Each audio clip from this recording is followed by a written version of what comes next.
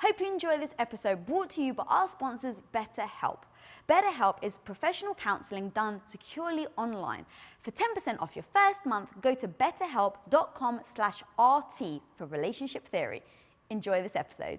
That to me is just the right thing to do. Yeah. It's the right way to set a human being up to thrive. And if you're not setting the people up in your life to thrive, like WTF.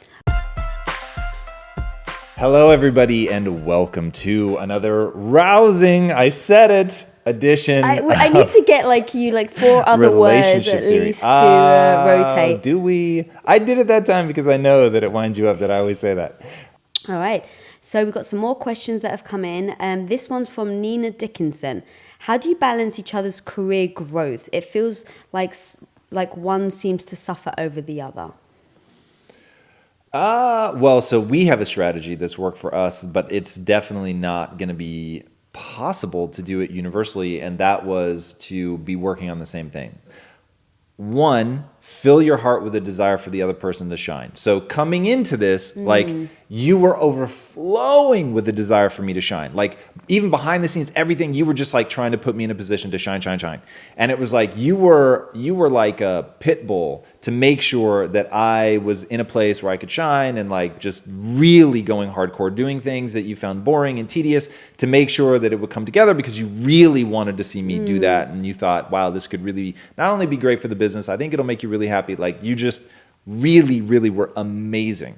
So when Cassie asked you to be her co-host and to go do the show with her, it was for those who don't know who Cassie Ho is, where have you been hiding? But she's massive. And you guys have been very good friends for a long time. And it was just oh my God, you guys are actually really good friends. So I think you'll have a good time doing it. And then B, she's massive. So this obviously is a great business opportunity and just absolutely something you have to capitalize on. But it meant that you were going to be paying less attention to me and what I was doing. And in that moment, it's I so want you to shine. I so want you to be happy. And even if that meant, but for real. And this is where you get to see what somebody's for real is. When an opportunity presents itself like that, I have to, for reals, just to keep beating that drum. One, I want to see you happy. And two, I want this business to be a smash success. Now, this was easy because it happened to align with both of those things. So it's okay, that's very easy. But even if it didn't, my reaction would have been the same. So obviously it was going to take you away. It was going to be something where you were going to have less time to focus on me. And my only reaction was, of course you should be doing this. And then really fanning those flames, encouraging the life out of you, facilitating it behind the scenes.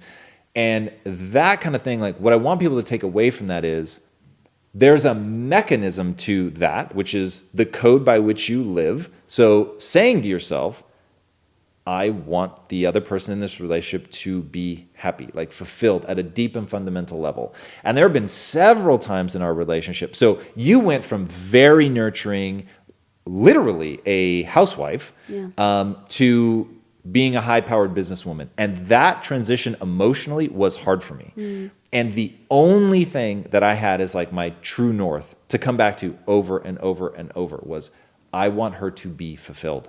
I want her to live a life that is fulfilling, that makes her feel alive, that makes her fully expressing what it means to be a human. And the meaning of life to me is to find out how many skills you can acquire that have utility and put that utility to the test. So as we were going through that transition and suddenly you weren't focused on me, you weren't making me meals and setting my clothes out and asking me how my day was the second I walked in the door and doing all the grocery shopping and all that. When that wasn't happening, it was I just kept coming back to, this is so amazing, watching her blossom, watching her become the person she wants to become, watching her get stronger and more powerful, watching her acquire these skills. Even though they're pulling her away from me, watching you become who you want to become is what an amazing gift just to see in any human. And if I have to air quotes, suffer, for those listening to the podcast, can't see that I'm doing that, for anybody to need to suffer for somebody else to do that, especially if you're in a relationship with them, that's just amazing. In a relationship, I'll just make it clear, when that's your significant other, aggressively put at the heart of your code a willingness to do that to make sure that they're able to shine. And when you're both doing that, you hit this equilibrium where it's like, you want me to shine, I want you to shine. So in moments of conflict, the only thing you may be able to give to each other is that emotional support to be like, I want you to win. I need to go do my thing, but I want you to win and you're off doing your thing. But it's so critical that you place that at the center of your heart. And then I don't have at the center of your code. And I don't have better words for this, but filling your heart with something. Fill your heart with love, joy, compassion. Like, I feel like I can actively do that. So I can say, you know what, I'm going to go into this just filling my heart with a desire for you to win and to become who you want and to do your thing. And that stems from the code, but it really does become like this emotional thing that I'm actually feeling for you. So that's a lot of words, but I think nary a one unnecessary to understand how to actually And do you think that you do that because I have done the same for you in the past? No. So definitively, you have done the same thing for me in the past, and that makes it easy to continue to reciprocate. But like knowing what it feels like when you've got that encouragement, when someone is backing you that wants the best for you, it's like, I know how that feels. I know that I love it. I know that I'm looking for it from my partner. So why wouldn't I reciprocate to her for the same? Give her the support, give her the encouragement. That reinforces that reinforces that it's the right decision, but I do it because there are fundamental things that I believe are just right. Yeah. And so, for instance, let's say every secret of mine you have, if God forbid something happened and we split and you went and revealed all of my secrets, I would not do the same to you because I don't believe it's right. So it really doesn't matter whether you're reciprocating that or not. There's right and there's wrong. So there have been other relationships, and you know exactly who I'm talking about right now, in my life that have been very important relationships that I feel betrayed me, but I did not reciprocate and betray them. So it's not right. It's not who I want to be. So the reason that I do it is because that to me is how a relationship should be. Like, they should be your number one. And if they're your number one, you should want them to win. And even though it is amazing when you do stuff for me, and it was awesome. I so enjoyed the time when it was like, all focus on me. Who wouldn't enjoy that? Yeah. The second you were like, but that's no longer what I want for me, like, immediately, with all the enthusiasm in the world, you should be like, how can we facilitate that? And in fairness, I never asked you to be a housewife. I was like pushing you, do your art, like do something. So that to me is just the right thing to do. Yeah. It's the right way to set a human being up to thrive. And if you're not setting the people up in your life to thrive, like, WTF. But I think sometimes, like, for you it comes easily, but I think sometimes there are what? That wasn't fair, but you like, this is like, when I say easy, it's just all easy for me. Don't worry about it. When I say it's easy, is you have your hard line. So even though it's not difficult, it's not easy to stick to or see the lines. Yeah, once you've set the line, you will do whatever you can or whatever it takes to not go past that. Like, it is not even an option to you to step over that line because it's so bright for you. Right. I don't think everybody has that. But how did I get that way? Right. Wife of mine. But that's what I'm saying. So if you're in a situation where you haven't gotten to the point of where you are now, where it's like, well, of course, as long as it's benefiting you and it makes you happy, like, I'll overcome it. Mm-hmm. Some people aren't there yet. Correct. And so I think that if you're not there yet, what are the things you can do to help you get there? I think it is, like you said, it's all very... it can be very selfish, right? Like, I'm succeeding, I've got this support system, and now they want to go and do something else. Like, what? How am I supposed to do what I'm doing? Like, without their support? Like, you can easily slip into being selfish like that. Right. It may not mean that you want to, it's an instinct. So until you train yourself to get there, what are the things you can do to help then shift your mindset and then support them? To me, it comes down to identity and the code that you live by. Like, if your code lets you do dodgy shit to the person that you love, and dodgy is, I know this would be good for you, I know it would help you feel fulfilled, but I'm going to just really, really slightly discourage it. Like, I totally get why you want to do that, 100%. But like, things may not work out. Like, do you really want to, like, baby, being in this podcast with with Cassie is like, it's like a relationship, and you guys are such good friends. Like, you don't want to risk the relationship. And I'm not saying don't do it. I'm just saying, like, really be thoughtful about it.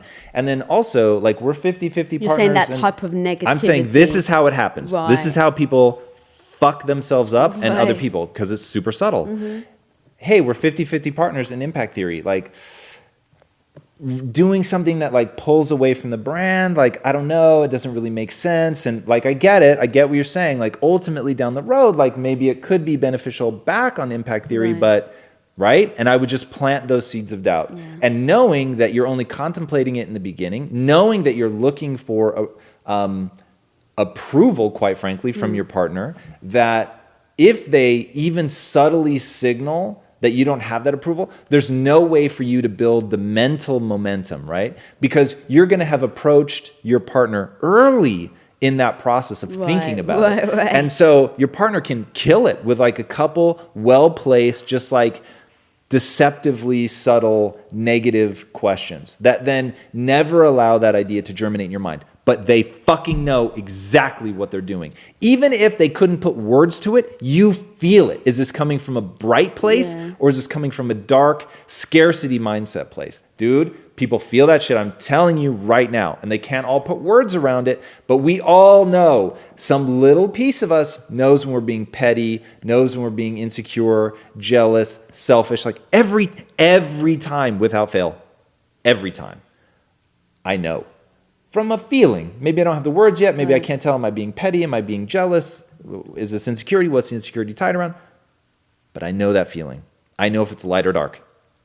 And so that, like, man, if your code allows you that, I'm not saying you're not going to have the feeling. I had the feelings. I'm just saying, if your code lets you act on it, like, that's madness. So the core of your question, how do you get to that point? You develop a code. And that code, man, you should be proud of that code. That should be something that you would write down, you'd print out on a t-shirt, you'd have permanently affixed to your identity online, like however you want to think about it. But that you are proud of that code, at all times editable, and that you work on building your identity around being true to that code. And then in moments like that, the bright lines arise out of that desire to act in accordance with your identity, which is being fueled by your code. Simple as. There is no other way, by the way. And just as an example of that, when we started talking about doing the podcast, and Cassie and I were really kind of talking about like taking it seriously and actually doing it, and you kept saying like, "Oh my God, babe, you're going to be huge! Like, this podcast is going to be huge. You guys are going to be great together." And like, you were so encouraging. The point was at one point it like made me a little uncomfortable, and I remember you saying to me like, "Is everything okay?" Like, because you were so over the top. And I said to you, like, if I go into something, I don't half-ass it, right? It's like That's an understatement. If I'm going to do it, I'm going to go all in. Yeah. And so because you said, "Oh my God, you're going to be so huge and you're going to be bigger than me," and like, I actually pulled you aside and I was like, but what if that happens? Like, I don't know how I would feel about having more social followers or whatever than you. Because for so long I've dedicated my time and effort into pushing you, and now I feel like I'm like now diverting. And I said, I don't like, how will you actually feel about it? And you're like, "I would freaking love it. Like, I would be so," and you were so genuine by that response, because you were like, you better be bigger than me. Like, you've got all this opportunity. Like, you better go crush it. And we're doing it together. Like, your success is my success. And so like, let's kick ass. And it was a couple of days ago, you were away and we were texting each other, and you had just hit, what was it? Did you hit like a big number? And I text you and I said, just recently? We just hit 50K. No, but I texted you and I said, thanks for setting the bar high. Something happened. Okay. Maybe I remember the text, but I don't remember being tied to a number. You had just done something incredible. And so I text you back, "Thank you for setting the bar high," because you said, you've still got like, something like, "You got to chase me" or something. I said, "Well, thanks for keeping the bar high for me." And so we're so encouraging of each other on how your growth and your greatness is helping me push and grow and be great. And like, we've just found this like incredible support system. I think it gets dangerous when the other person envies the other person, or, you know, like if you've got two career goals and one career starts taking off more than the other. Right. The person whose career isn't taking off as much, like, you've got to be super encouraging. You can't be selfish and just think about yourself. You've got to be happy for your partner. And I think the moment that you start feeling like a little jealous, or that they're not going to be encouraging to be able to, you know, express how excited they are about their success. And you want that, I think. 100%.